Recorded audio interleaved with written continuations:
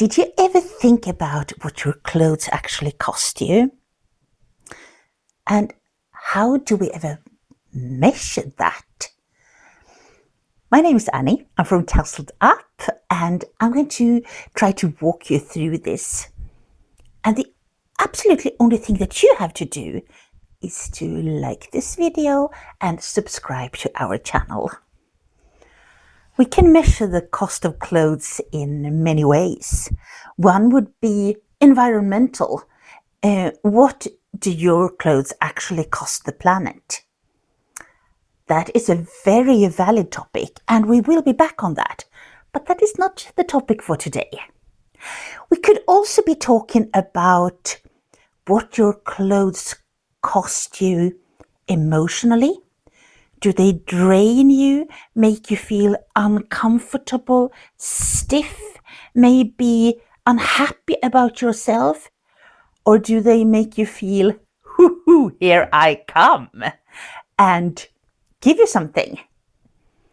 But that is also not the topic for today. We could also talk about the investment you make in your clothes when it comes to time and energy. How much time do you use to purchase your clothes, to look for them? How much time and energy do you use for maintaining your clothes? But that is also not the topic of today.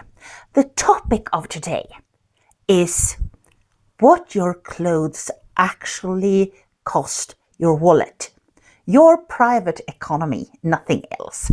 That is what we're going to talk about today. We easily fall into the trap of looking at the price tag. It is so obvious, it's just there, and it shouts at us, look at me. It is so easy to just compare how much is this item compared to that item. Well, the price tags basically tell you which one to buy, right? You can also see it as some price tags are trying to pull you in, and it's quite easy to get overwhelmed by it.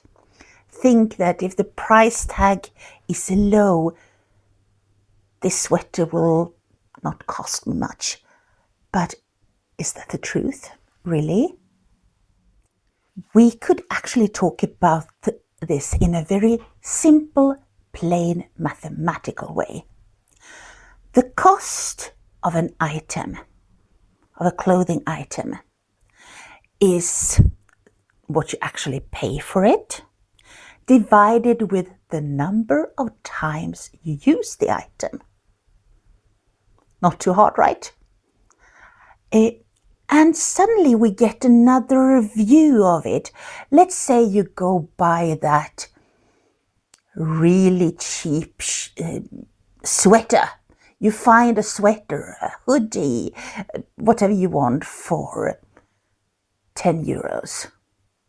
You think it is really the catch of the day. It is a good price.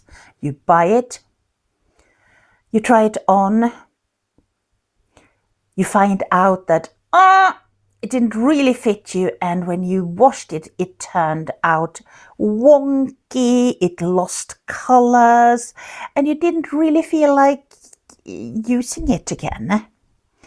Then the cost of that cheap sweater would be 10 euros per time you used it, right? On the other hand, let's say you go buy a jacket, a pretty expensive one. Let's say you buy it for 200 euros and you use it 200 times. That would make the cost of that jacket actually 1 euro per time you use it, right? So the cheap sweater would cost you 10 euros per time, the expensive jacket 1 euro per time you used it. I come from a family where we have a culture of buying cheap. My parents actually looked at the price tag and they bought cheap because that's the way they were raised. They didn't have the money as children, as teenagers, and they learned that way of thinking. So I had quite a big wardrobe with lots of clothes and nothing really matched. I had a lot of clothes with bad quality that fell apart easily. And I had this friend at school. She was living with a single mom. The mom had a low-paying job. And still, this girl, she always looked $1,000,000. She always sparked. She was always immaculate in some way. Everybody just admired her style. And one day, she asked me to come along to buy a jacket. And I was thinking that we would go to the ordinary stores, the stores that I went to. No. She went to a higher-end shop. And she took her time.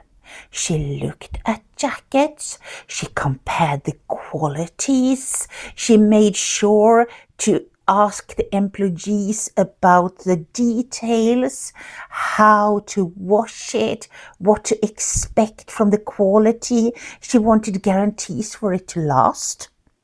I was stunned, shocked. I was just standing there.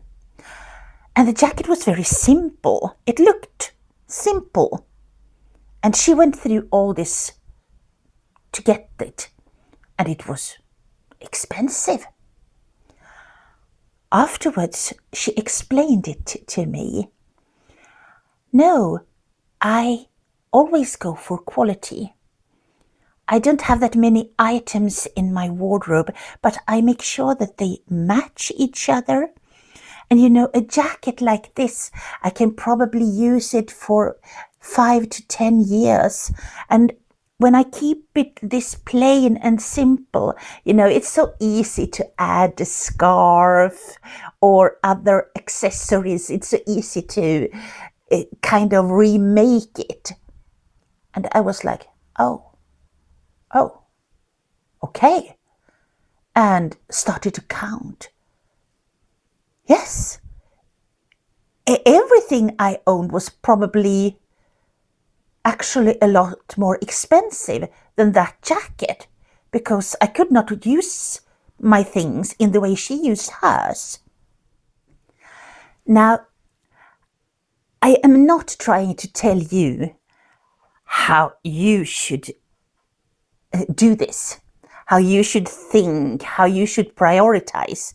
I really don't, because I don't believe that there is one size fits all when it comes to this. But I want to raise a thought.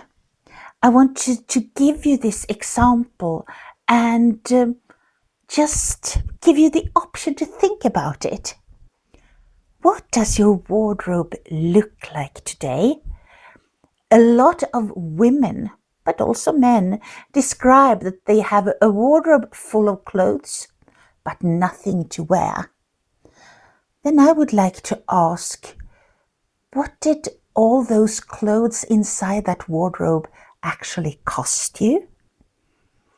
Would there have been a smarter way of doing it? I don't know, only you can answer that question.